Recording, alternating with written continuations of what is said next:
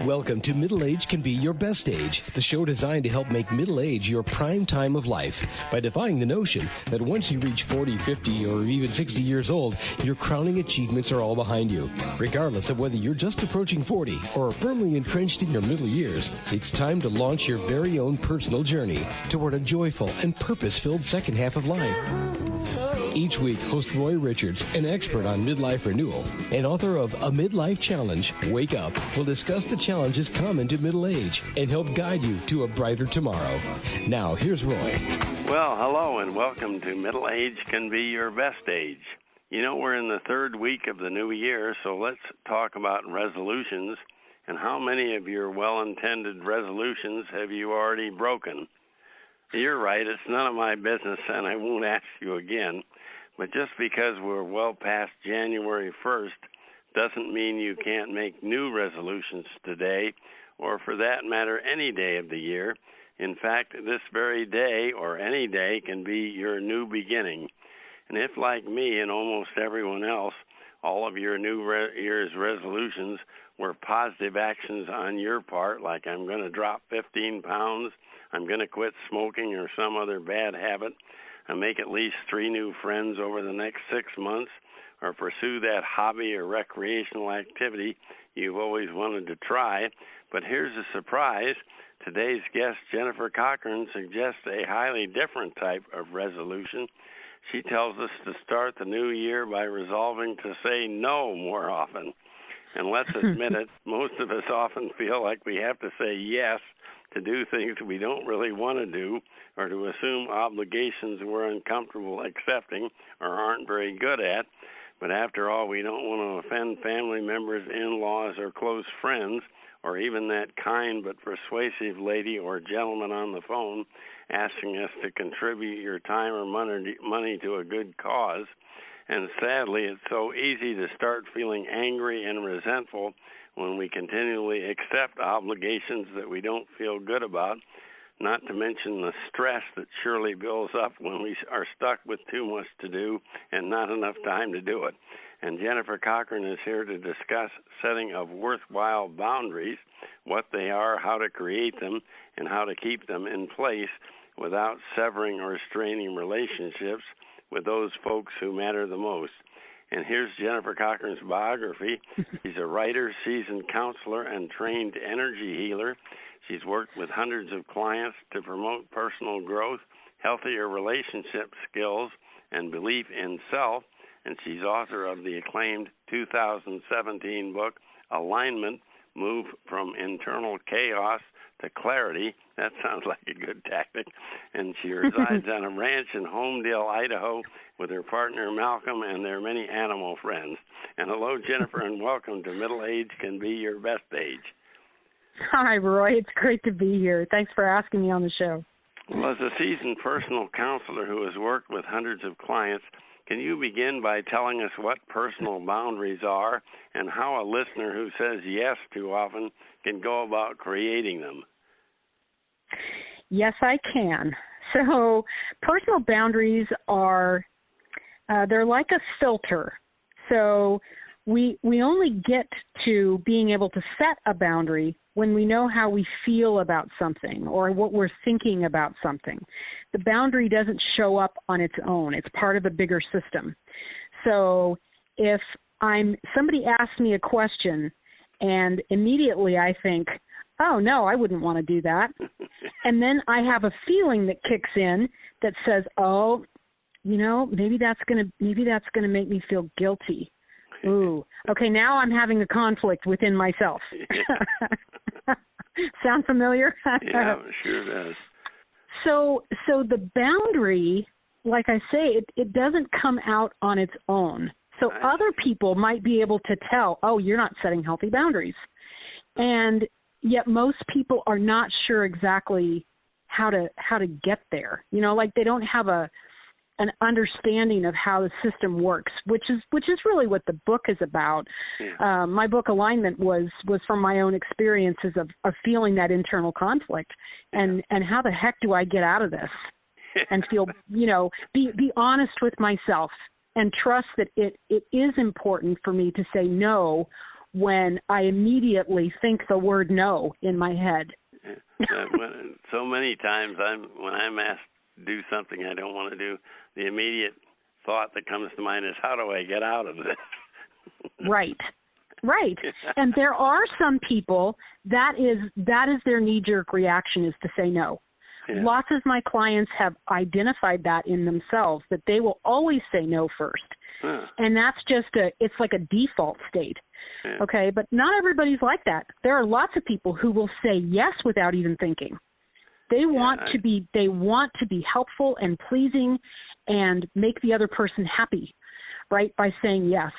Then the other part kicks in, like, oh no, what have I just done? I get myself into this. Yeah, and how do I get out? Yeah. Well, so one of the things, no in itself is not a bad word. It's like, what was the road sign you compare that to? Stop sign. Yeah, a stop sign. Yeah. So we don't question. Well, some people don't, value stop signs, but the point of it is to remind us there may be other people coming towards us, so we need to stop and look. Yeah. That's right. So one of the things about feeling more confident in saying no is to give yourself some time. Right? Give yourself a moment to stop and think. Wait a minute, I'm being asked a question here. Let me run that through my filter so that I can give an honest answer, and maybe it's just no today. Yeah. Maybe if I could do it next week, then that would work. Yeah, is it okay to ask somebody to call back, or you can get back to them in a certain period of time? Absolutely, yes. Yes, I want to give a quick little example, which actually is not in the book, but popped into my mind as we're talking. Yeah. So when I was looking for a car years ago, when you go to a car lot and all these car salespeople are coming at you because they live, from selling cars, and they need you to say yes. Yes, and they want you to say yes immediately. Like, don't walk away without a yes. Yeah, so what I learned to do today, this price it's only good today. Exactly. So what I learned to do was go to the car dealership, and as soon as someone walked towards me and said, "Hey, I'm so and so, I'd like to sell you a car," and I would say, "I am not prepared to make a decision today. Today, I am just here looking at my options." Yeah. And I may have to say that several more times as they're showing me cars. You probably will. Yeah, because they're going to try to talk me out of that, right? For their own personal reasons, like they want a check. Although a real professional salesman would, or salesperson, I should say, don't want to sound sexist, would accept what you said and would be very helpful in showing you your options, I think. But yes. Which is why I use one particular car dealership in my area, because they've been really respectful of the boundaries that I set when I go in there. Yeah, because I'll go back and buy a car there if I feel respected and served well, like you said. A good salesperson will want to get me as an ongoing client, not just a one-time thing.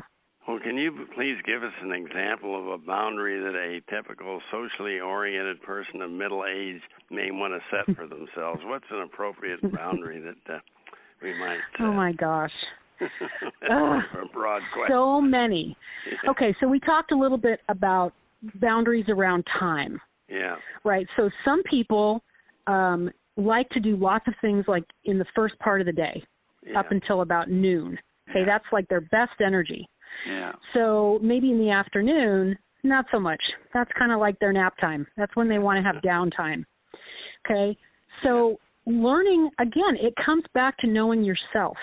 Yeah. Okay? So the boundary would be, hey, I would love to help you out if we can do it in the morning hours.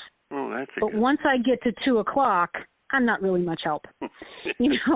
We're getting there soon today. So yeah, exactly. So knowing yourself, so you're not being mean, you're not being unthoughtful or cruel. You're just saying, this is who I am, this is what I can do, and this is what I can't do. Yeah. So maybe it's around time. Maybe it's around, I don't know, how many people you can stand to be around. You know, like sometimes people are more introverted than extroverted. Yeah. So if they get invited to a big event with, 80 people, they might decline and say, oh, no, that's way too many people for me. But if you're going to have a party with like 6 people, I would love to go to that. Yeah, that's true. Mm-hmm. Well, from your experience, are you women more likely than us men to say yes to requests or invitation? I know in general you ladies are considered more socially oriented and more likely to seek out and build relationships. So is overcommitment more a female problem, or are both sexes affected? I have to say I think it happens equally to men and women. I think for different reasons. So women are taught as little girls that we're supposed to be nice. Okay, so we are taught that from the very beginning. Oh, now be nice, right? Remember the little rhyme about girls are sugar and spice and everything nice? Yeah. So then the message is saying no isn't nice. Yeah. Okay. So a lot of times women get caught in that. Men don't seem to like to say no because I'm not sure exactly why that is. Because they're supposed to be involved and active and engaged. Not like how women do relationships, but like the fixers and the go-getters, the problem solvers. Yeah. Right? Yeah, that's true. So we men have that problem as well, I guess. Oh yeah. Men have boundary issues just as often in my practice as women. Yeah. Well, here's a tough one. Let's say that you've set personal boundaries and you're committed to keeping them in place, and your closest friend drops by to ask you to join her in organizing a fundraising event for an excellent cause. Let's say Shriners Hospitals for Children. I know we give money to that every once in a while, and that's a wonderful cause. You're more than happy to contribute money, but you're not comfortable with, nor do you have the time for organizing an event. And the last thing you want to do is harm your relationship with your best friend. If that were your client, how would you advise that individual to respond to the friend's request? Well, I'll tell you what, Roy, the way you just described that was beautiful. You took the boundary and you divided it up. I would be really happy to help with this part of it, but not this part because I just simply don't have the time to commit. Oh, okay. Right? Then you said the other part, which is I'm actually really concerned that my saying no might harm our friendship, and that would just be devastating to me. I hope that is not the case. Yeah, right? Bring that right out into the open then. See, because I really think people know, right? People know what they're thinking and what they're feeling. The problem is they don't usually say it. Yeah, that's great. They don't say what's really going on. You're very concerned with maintaining the relationship, and that your rejection is not a rejection of the person, but of that particular request. Right. I love the way you do that. Yeah. So that's actually called reflective listening is what that is. And I'm on this big push now to teach all of my clients how to do reflective listening because it is the magic of communication. It really is. Yeah. Because people are telling you what, who they are and what they think and what they feel every time they're talking to you. Yeah. Or even the nonverbal communication, just their actions. They're telling you everything. You just have to learn to see it and hear it and then say it back. Well, let's say that you have boundaries in place, but you also want to continue to contribute a reasonable amount of time and energy volunteering for worthy causes and helping friends and neighbors out, being sociable. Any suggestion on how best to pick and choose which obligations to accept? I mean, it's fairly obvious how you do that, but why don't you give us a... Well, I was actually just told about a book just yesterday by a client called, had to do with the magic of tidying your home or something. And it was what sparks joy. Yeah. Okay, so identifying, and there's a gal named Mary Morrissey that runs an organization about building your dreams, and she says, "What would you love?" That's like her foundational question. What would you love? Like, why would you do anything that doesn't bring you a sense of joy or accomplishment or confidence or, right? I mean, we want to build ourselves up and we want to build other people up. And also, what are you really good at, and where do you really add value? Like if somebody asked me to join Habitat for Humanity and help build houses, I'm a terrible carpenter, so I wouldn't be very. I might give them money. I do give them money to that cause, but I certainly wouldn't volunteer as a carpenter. Okay, because that doesn't bring you joy. But, the idea of going and working on a house. Speaking, so I would be more than happy to, get up in front of some people and promote a cause or something. So there you go. See? So again, we're back to knowing yourself, right? What brings me joy? What am I good at? What are my strengths? Yeah. And there's enough to go around, right? Like there's no shortage of different characteristics and different strengths. We just have to know what they are. Yeah. So we can kind of promote ourselves, right, out into the world. Well, if we may, I'd like to move on to the broader subject that you're an expert on. In fact, you've written a book on it, and that's alignment. And in your book, you cite a study that concluded that all of the world's great leaders were in alignment, which I thought was fascinating. But to begin, what are the 4 aspects of our human condition that need to be aligned for us to feel positive and comfortable in our ability to function and interact with others in the moment?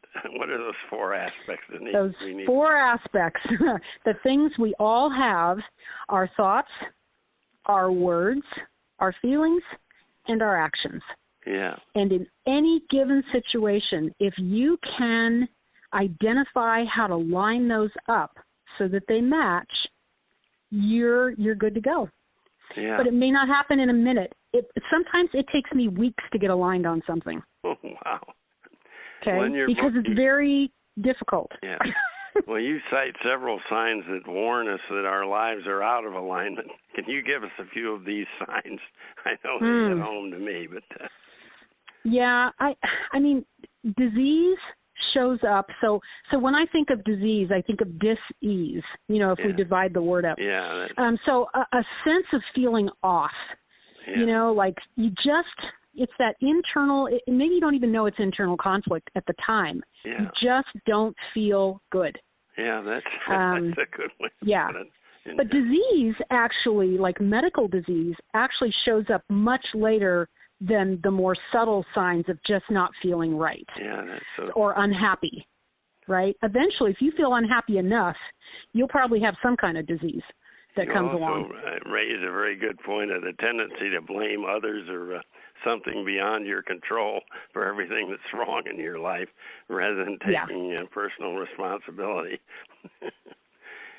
Well, and it can feel that way. It can seem like it's coming from outside of you, that it must be somebody else's fault. It must be the government. It must be my parents. It must be, the traffic. But really, we're having the experience within ourselves. Yeah. We're having the thoughts. We're having the feelings. And then when you're angry and resentful of all the time of all you have to do, and there again, that goes back to not having those boundaries in place. Exactly. I know. You see how it all goes together? Yeah. Yeah. Well, you suggest we go to counselors for advice, but in the end, you tell us that alignment is an inside job. And what do you mean by that? And if it's true, what's the best way for a listener to self-start the alignment task? How do we get in alignment? Other than reading your book, we'll talk about in a minute. I'm still figuring that out. I haven't completely. Maybe the last day of my life, with my last breath, I'll have the perfect answer. But because I'm still in this life and I'm still human, I'm figuring it out too. Yeah. I think that the best way is to start paying attention to what you think. Yeah. Start paying attention to the words that come out of your mouth, and pay attention to your feelings. Yeah. Right. And then I think most people are fairly familiar with their actions. That one's pretty, it's not good for everybody, but a lot of people are pretty clear about how they how they behave. Yeah. And what a counselor does is really just reflect those things back to you to make them, to help you become more aware of what you're already doing. Once you know what you're doing, you can decide, do I like this? Is this working for me? And if it's not, then you start making changes. So, not that that's an easy thing, but it's a choice, right? Once you make the choice, it's not all that. It's certainly not impossible. Yeah, well, in your book, you tell us it's more than okay to seek spiritual guidance, but we must never forget our humanity. And since all of us humans have so many faults, and we all too often think and behave in a manner not in our own best interest, why do we want to seeking to align our lives on a higher plane? Why in the world do we keep in mind our foibles as human beings? Yeah. I really do. I do deeply believe that we are spiritual beings having a human experience. Yeah. And different people find different ways to tap into their own spirituality, whether it be religion, art, nature, and there's lots of ways to do that. But otherwise, it's really lonely. And yes, it's an inside job, but we're part of a bigger system. So rather than trying to be part of the bigger system first and then getting to know yourself, how about we flip it around? Work on getting to know who we are, and then we bring ourselves to the system. Yeah, that makes sense. Just a different way of looking at it, and then, we're a little more in charge. So rather than being a world leader, we can be a leader of ourselves. Yeah, it starts with ourselves, obviously. Yeah. Well, it takes courage to stop faking it and uncover your core values and then start being true to yourself. And from your book, you give us some tools we can employ to become a fully engaged and aligned human being. Can you give us a few of these tools that I know you mentioned several of them in the book? Well, nothing's popping into mind again. What was the beginning of your question? Because it just went in and went back out. Well, the tools that we can use. I know you mentioned mindfulness and meditation and journaling. Those, yes. Okay. So anything that helps you know yourself better. So some people really like to journal because they'll write something that maybe they wouldn't say out loud. Yeah. It kind of gives you permission to get your thoughts out, right? Oh, I see. Yeah. I tend to get more tuned into my thoughts and feelings when I'm out taking a walk in nature. I'm not exactly sure why that is, but that's what happens. I become much more tuned in. Really get my thinking clarified when I'm out for a walk. It's harder to do this time of year, but yeah, but it's still again learning what works for you. So you may have to try a couple of different things. My son is a snowboarder, and he says that he gets so much from just being up on the mountain and snowboarding. Wow. So, yeah, I would just be worried about, crashing. But he's so good at it that he doesn't have to worry about crashing. Wow. So that's pretty outstanding. That you can be so into it that you don't worry about breaking your neck. Right, exactly. And then there's things like yoga and massage, ways that are we're paying attention to our breath, we're paying attention to the muscles in our body. All of those things, they're forms of mindfulness, I think each one of them is. Yeah. Well, to sum up our discussion from the preface of your book, Alignment, please give us the 3 ABC foundations of a balanced life. I like that ABC that you out there. All right. I do, too. I wanted to name the book The ABCs of Alignment, but then somebody else named their book The ABCs of Success, so I decided not to. There's plenty of ABC books out there. I know. The A is for accountability. Yeah. So first, and that it really is the A. It's what we're going to build on, right? Yeah. What is actually mine to deal with? Yeah. Okay. So then the B says once I know what's mine to deal with, what kinds of boundaries do I need to set? So the B is for boundaries. Yeah. So I've done those first two parts. Then the C is for communication. So I'm not even going to communicate until I know whether it's mine, I know what the boundaries are, then I'm going to speak. But then you and have yes, to of course, it goes faster than that. Know what those boundaries are and what your intention is. Yes, exactly. Well, exactly. That's great. Let's talk about a bit about your Acclaimed 2017 book, Alignment. You were a successful certified professional counselor and an energy healer for many years. What inspired you to take time out to write your book? Well, there's always a story, right? Yeah. So I went to a coach, a gal that I knew in town that was doing executive coaching, and I wanted her to hold me accountable to get my ideas down on paper, because I had never written anything formal. I had done some little bit for like maybe a magazine article or something, but this was different. So I went to her, I started telling her some of my ideas and my stories, and she said, "You absolutely have to write this." Oh. And I said, "Well, I'm not an author." She said, "Yes, you are an author. You just don't know it yet."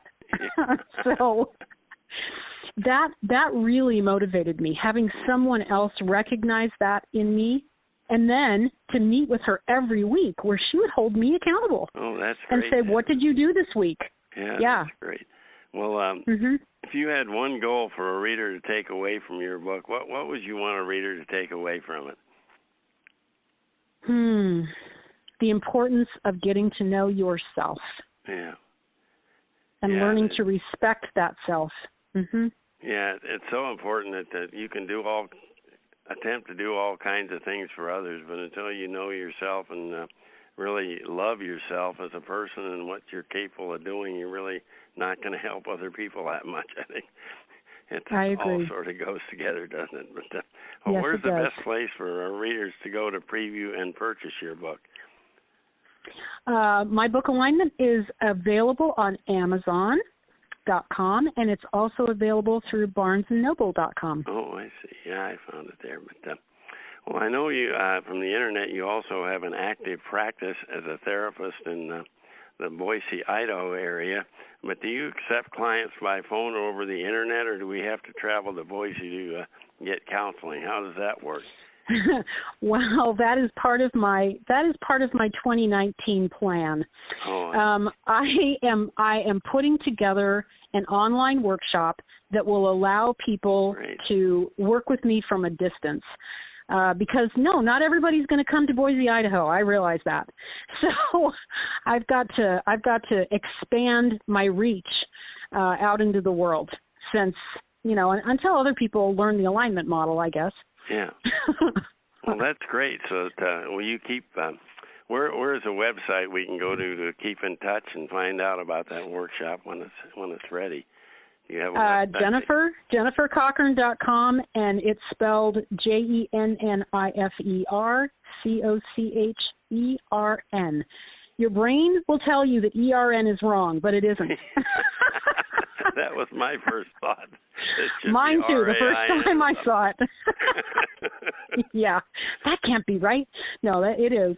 So, and if you can't find my name spelled properly, you can pull up the book on Amazon, and then you'll see it written, and you can go from there. Okay, that sounds good. Well, in conclusion, my guest Jennifer Cochern not only writes and counsels about personal alignment, she also demonstrates how it can be done, because she recently aligned her life by moving from the city out into the country, where she raises farm animals, grows fields of hay, and gardens to her heart's content with her partner and best friend Malcolm.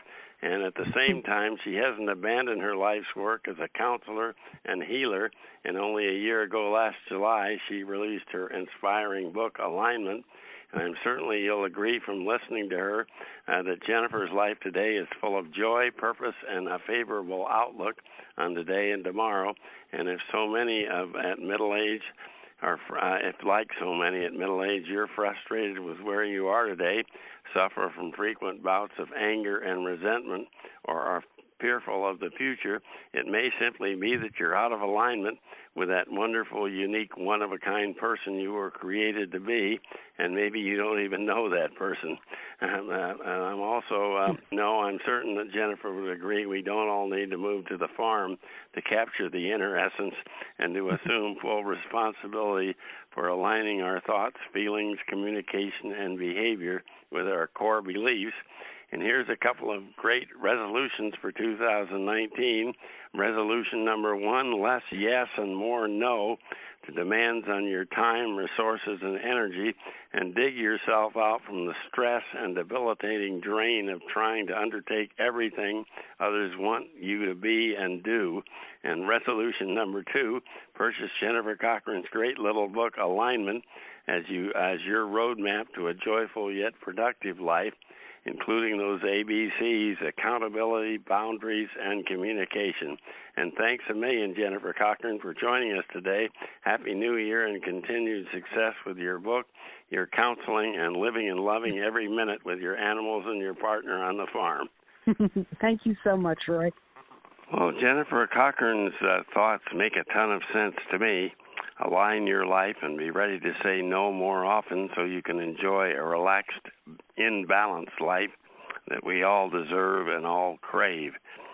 But before we go, I'd like to address one more aspect of potential overload, and that's 24/7 connectivity. This may be more of a problem for our kids than for us. They're the ones that we always see lugging the smartphones or the iPads around, but we must never permit technology to master us. With laptops, cell phones, electronic messaging, convenient email access at airports, hotel rooms, coffee shops, even taverns, you and I need never be out of touch with electronic access. But shouldn't we want to be? The original purpose of technology was to enable us to accomplish more work in less time, thereby freeing us up for worthwhile social, leisure, and community activities. But unfortunately for millions of us, the result has been precisely the opposite. Are you one of those overly dedicated employees or perhaps volunteers who totes a laptop or iPad along on vacation, brings your smartphone to dinner parties, and lugs workload home to your personal computer every evening? Does this hectic lifestyle truly bring you satisfaction? Does it make you more productive? Are you neglecting your spouse, your children, and yourself? Whatever happened to those special family weekends and your cherished uninterrupted 2 or 3 week annual vacations with no connection to the boss or the office? Simply because modern technology and the cloud connectivity makes it possible to be in touch 24 hours a day, 7 days a week, does not mean that you are obligated to do that and to work all these hours. You must not feel guilty about shutting off your smartphone or home computer this evening. Can you make it through next weekend without going online once to check your email when you and your spouse go out to dinner and a movie next Saturday evening? Can you please leave your smartphone at home? Now, please note, I'm not talking strictly about work-related online projects. Too many of us spend long hours tracking or trading stocks, making blogging or making comments about what's going on in politics, banking from home, shopping on the internet, or organizing personal finances. Do you really prefer punching the keyboard over conversing with your spouse, going out to dinner with the family, skiing down a mountain slope? Boy, that sounds pleasant, doesn't it? Or sitting down with a good book, and may even be a Kindle book. Then you can be sort of online. Have you forgotten how to relax? Are you getting enough exercise? How well do you really know your children? Staring for hours at a home computer screen can become addictive, as we all know, and that actually drains energy and increases tension. You may only believe that you are accomplishing more. Over time, you undoubtedly will reach the point of diminishing returns. Please don't neglect exercise, maybe just a simple walk in the woods, recreation, or good old-fashioned face-to-face conversation with good friends. Even board games, those are a nice switch from being on the computer. And how about this highly sensible rule? No smartphones or iPads at the dinner table, and that includes you as well as the kids.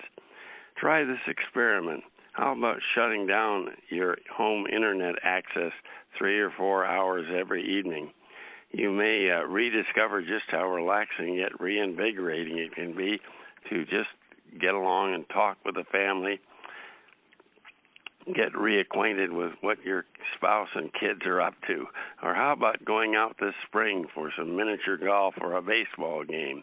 Heck, you may be able to go out for some outdoor entertainment now, right away, if you live in the South. And also there are some indoor activities you can go to as well that are good exercise. And here's a switch. You might even enjoy family time together watching a TV show, that old family evil device that used to be accused of taking us away from the family. Now it might be something you could do together. Now, don't get me wrong. The Internet is great. I wouldn't be talking to you now if it weren't for the wonder of podcasts. All I'm suggesting is that you don't become a slave to connectivity.